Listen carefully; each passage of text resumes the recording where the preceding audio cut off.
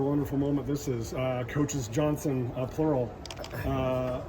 Guys, all of us are still picking our jaws up off the floor after the 400 and the 4x4. I know you guys get the blessing of working with these women every single day.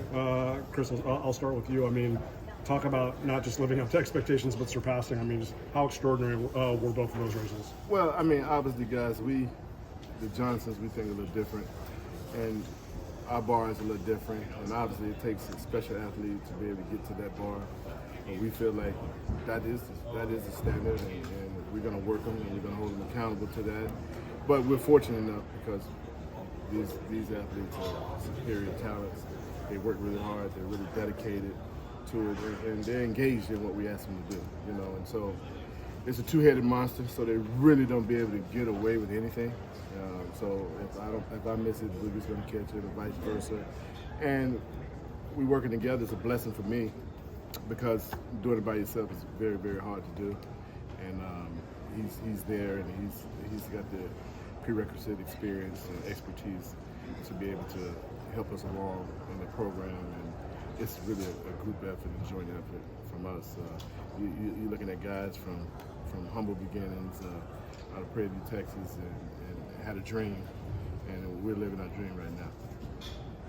In terms of a team accomplishment in one event in that 400, do you think we've ever seen anything like that at the NCAA level? Does anything possibly top that? I'll let Boogie answer that.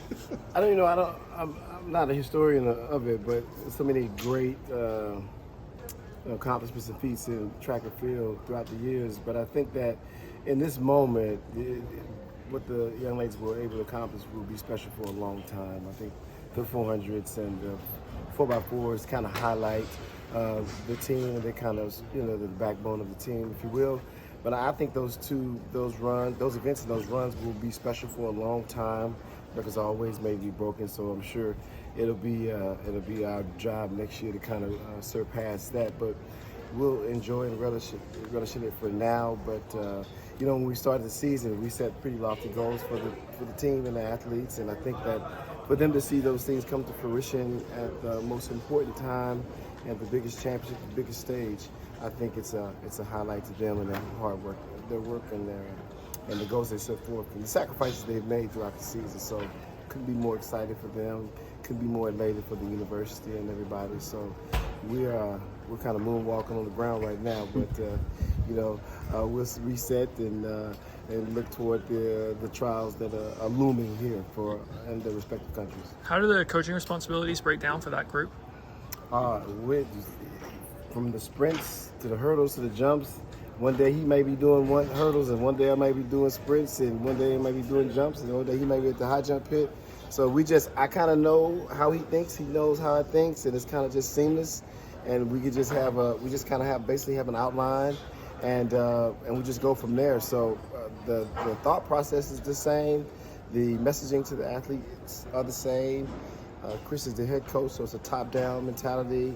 He's been in Arkansas for a long time, and he kind of knows where I've been in and out of college track, so he kind of knows the nuances of things a little better than I do.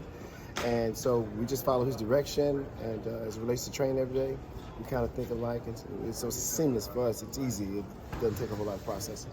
Now you work with those ladies each and every day, so I'm just thinking about just hearing about the collegiate record at 3:21 and then today 3:17. Does that come as a surprise to either one of you? Well, we talked about it, and we thought we could run 3:18. I mean, if you put all the PRs together after the SEC meet, it's 3:19.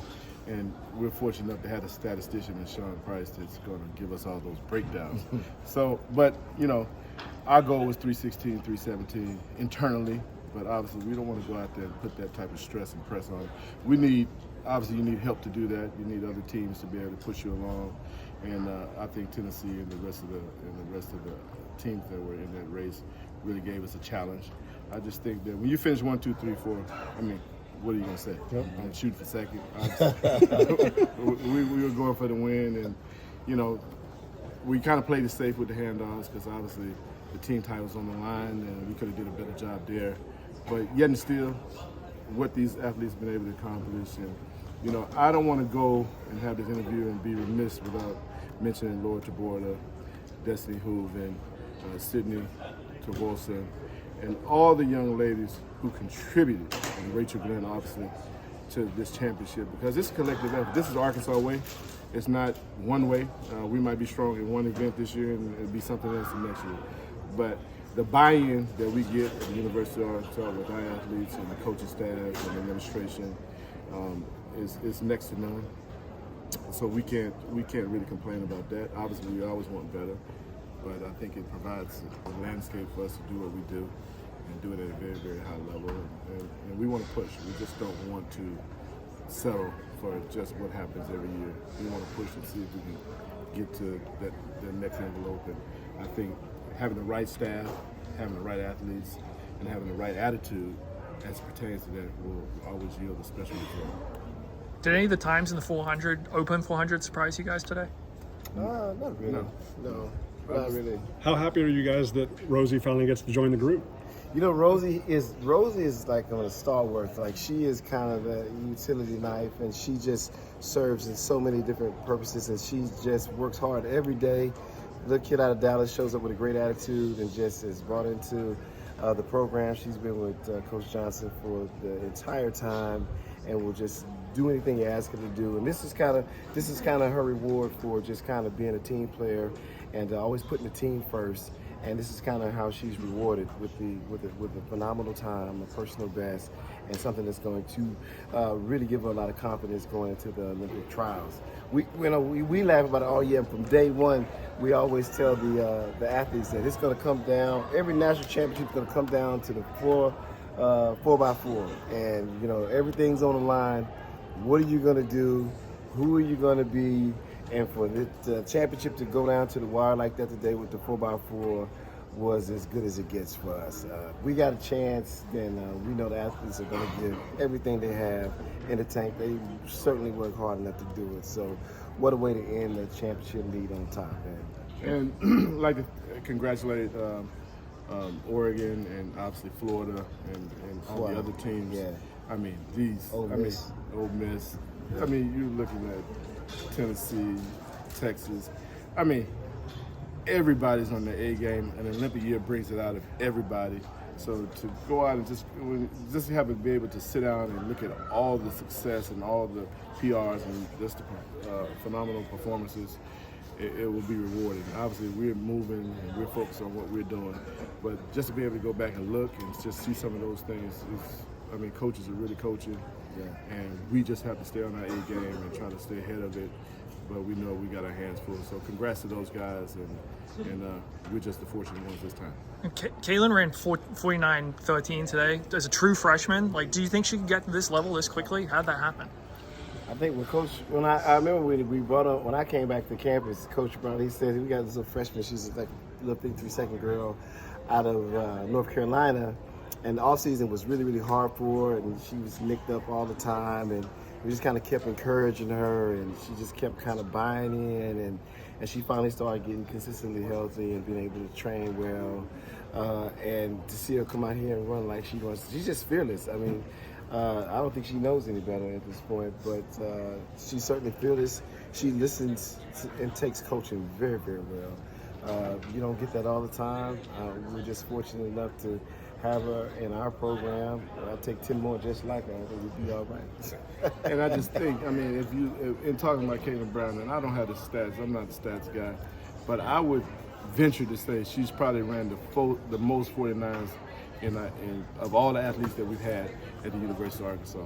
So sure. I think that, you know, just to be able to, I mean, to put it in words as a freshman is just unbelievable. It's just a special talent. We just need to doctor her birth certificate. Yeah. She should be the World U20 record holder. She's one day. She's born December 31st. That's crazy. I mean, it's unfortunate that she would miss that. But this young lady is special, and she's a great kid, and she works really, really hard. But it goes to show that being persistent, accountability, and hard work always pays off. And, you know, this girl no one can say that they would think this girl would run this fast, not even us.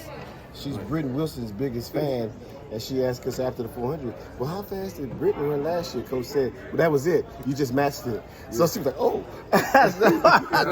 And Britton Wilson was pretty special. So I think this kid, the sky's the limit for her. You know, that God willing, she stays healthy and just stays focused, and let's see where it goes from here. But we're fortunate that. They are on deck. Yeah. Gentlemen, Congratulations.